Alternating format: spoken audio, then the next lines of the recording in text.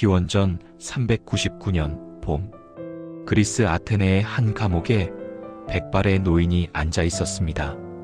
나이 70, 맨발에 낡은 옷 한 벌. 그러나 그의 눈빛만은 젊은이보다 맑고 고요했습니다. 그 맨발은 평생 아테네 거리를 누비며 진리를 찾아 헤맨 지혜의 발자국이었습니다. 그의 이름은 소크라테스, 서양 철학의 아버지라 불리는 사람입니다. 그는 지금 사형 집행을 기다리고 있었습니다. 죄목은 단 2가지, 청년들을 타락시켰다는 것, 그리고 국가가 인정하지 않는 신을 섬겼다는 것이었습니다. 그러나 오늘 우리가 주목해야 할 것은 그가 어떻게 죽었느냐가 아닙니다. 그가 왜 도망치지 않았느냐입니다. 이 질문의 답 속에 인생의 후반을 살아가는 우리 모두가 새겨야 할 진실이 담겨 있습니다. 그는 왜 유죄 판결을 받았는가? 소크라테스의 재판은 기원전 399년 아테네 광장에서 열렸습니다. 배심원은 무려 500명이었습니다. 500명의 배심원 중 과반수가 그에게 유죄를 던졌을 때 소크라테스는 당황하지 않았습니다. 오히려 그는 죽음이 나쁜 것인지 좋은 것인지 아무도 모르는데 모르는 것을 두려워하며 비겁하게 사는 것이야말로 진짜 악한 것이라며 당당히 맞섰습니다.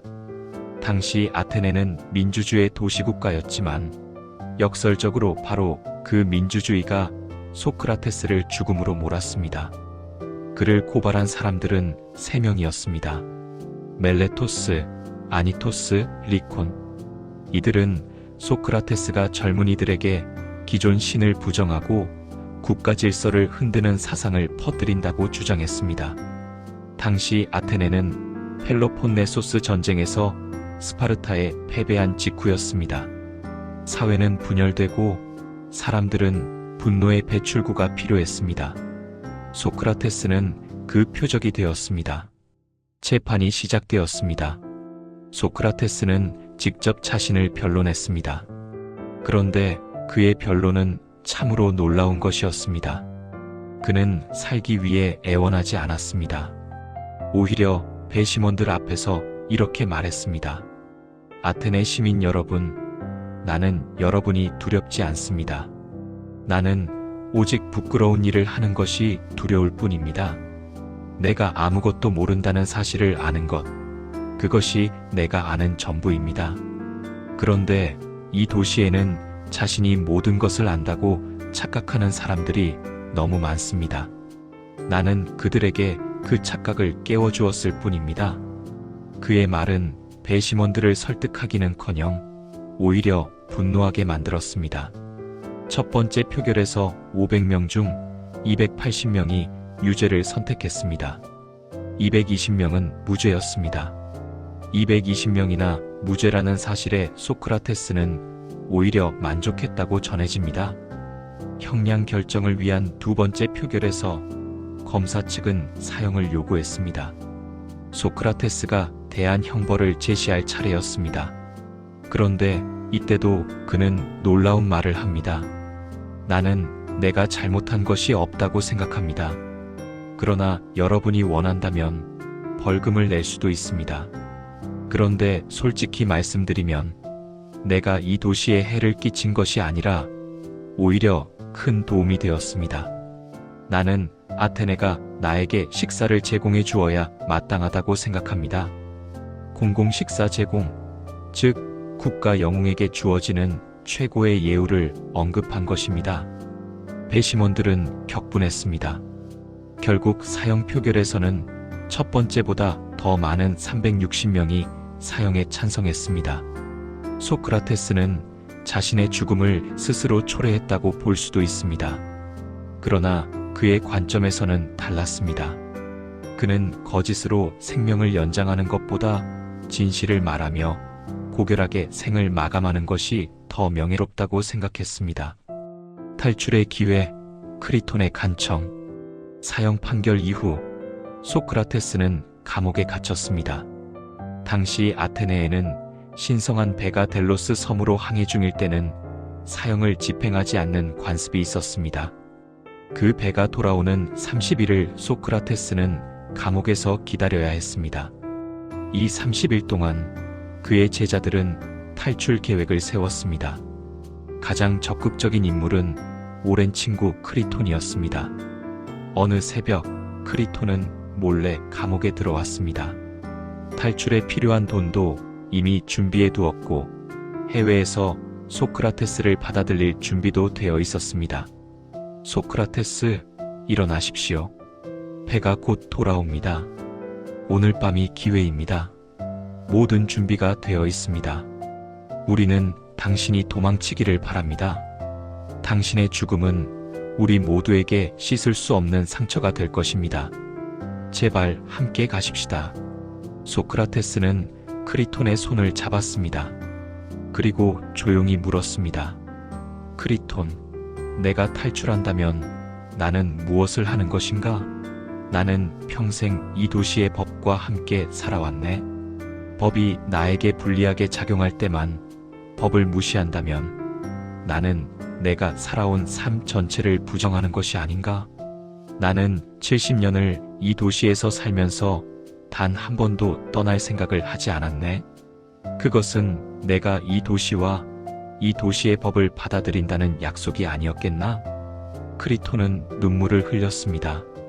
그러나 소크라테스는 계속 말했습니다. 크리톤, 중요한 것은 단순히 사는 것이 아니라 올바르게 사는 것이라네. 나는 두렵지 않네. 두렵다면 탈출하겠지. 그러나 나는 내 영혼을 지키는 것이 내 목숨을 지키는 것보다 훨씬 중요하다는 것을 알고 있네. 이 대화는 플라톤이 기록한 크리톤이라는 저서에 그대로 남아 있습니다.